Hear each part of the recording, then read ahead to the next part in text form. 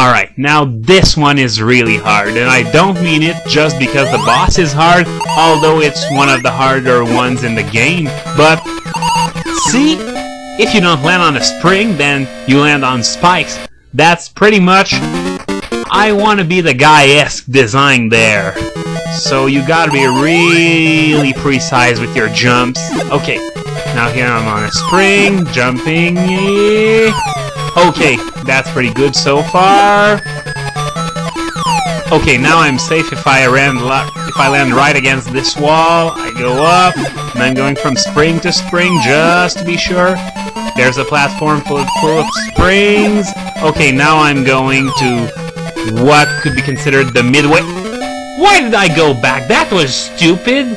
Maybe because I thought it would do like in Act 2 where the springs were a little too early, but now they're actually where you're supposed to land there, so I guess I got caught there. Alright, no messing around this time. I pretty much know what to do up to the midway point. So I'm going to go a little faster there since now I know where the springs are.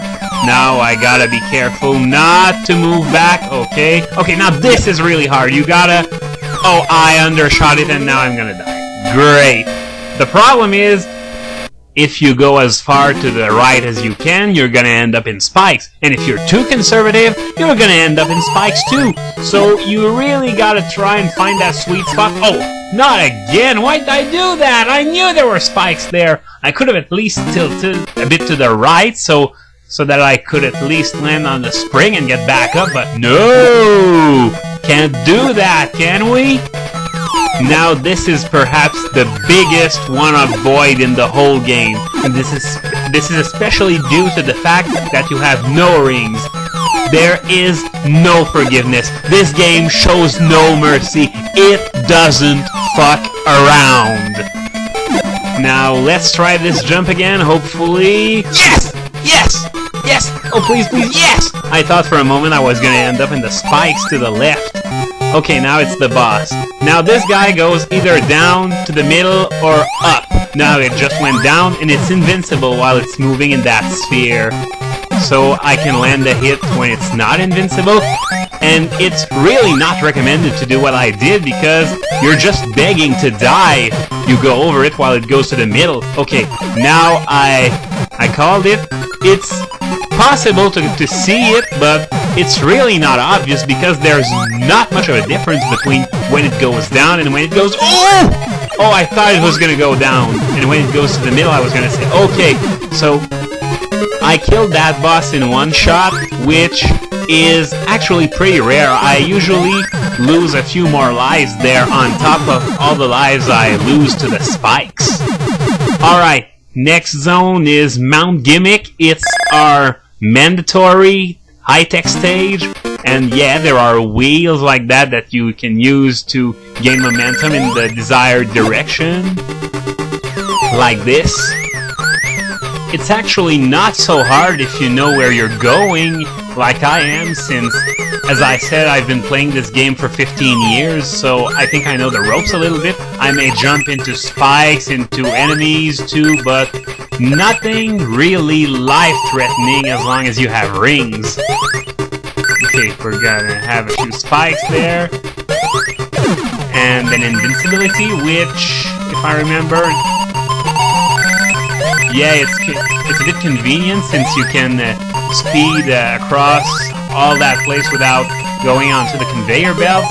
Here's a secret passage that leads to an extra life, and if I didn't have that invincible, I would have probably been caught by those spikes you just saw because it requires pixel-perfect precision once again.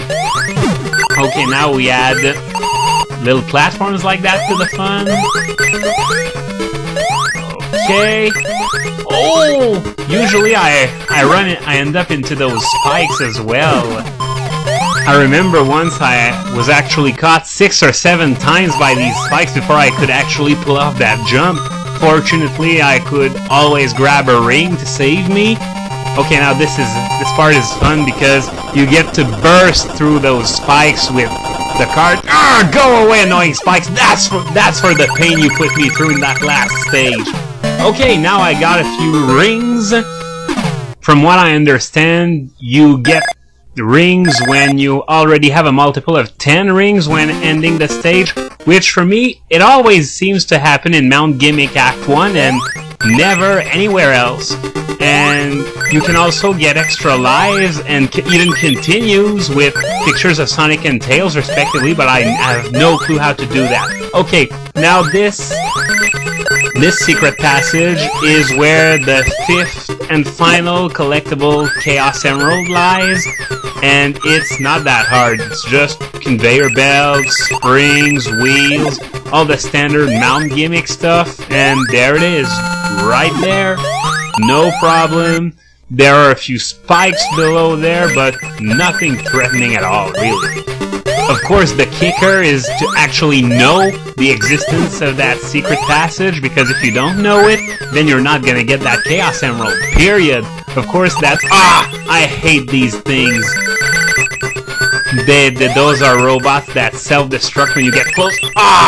Again, it was hidden by the foreground, too. That was just cheap. Anyways, I was going to say, that's the case for pretty much every Chaos Emerald in the game, bar the 6th one if you can get the first 5 ones, but you'll see what I mean by that later on.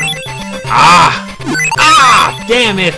I'm running into everything that can kill me. Good thing I had some rings, else I was gonna get in trouble. Alright, so now we're going to go to the next boss stage, and it's not all that hard as long as you know what you're doing. If you don't know what you're doing, if it's your first time there, you will lose a lot of lives. You'll see what I mean. Okay, now we're going to take those pipes. Well, pipes. Figure of speech. Okay, conveyor belts, and now we're... Whoa! Thought I was going to die. Okay, so we're taking that platform, the spring, onto that next platform. Now I gotta crouch in order to not get hit by those spikes. Gotta go on that ledge, because else the platform will just mash me up into the spikes. Now, onto that ledge. It's not a blind jump because you can see the platform. A pixel of the platform, but you can still see it. Now gotta take that spring, and it's going to lead me to the boss. Some sort of weird battering ram thing. Now I gotta hit it as early as possible when the spikes retract, else I risk getting bounced into one of those falling stones there. That's pretty much the biggest challenge of this boss, because otherwise, if you can get the timing just right, then it's practically an easy win. Now, this one takes 8 hits, so it might take a little long, but oh, I wouldn't have put a piece of paper between Sonic and that stone. Alright, another boss down, and we're going to open up another one of these capsules, and now I'm going to enjoy those last few moments of peace, because the next zone is hell. There is no other word to describe it. It's absolute hell.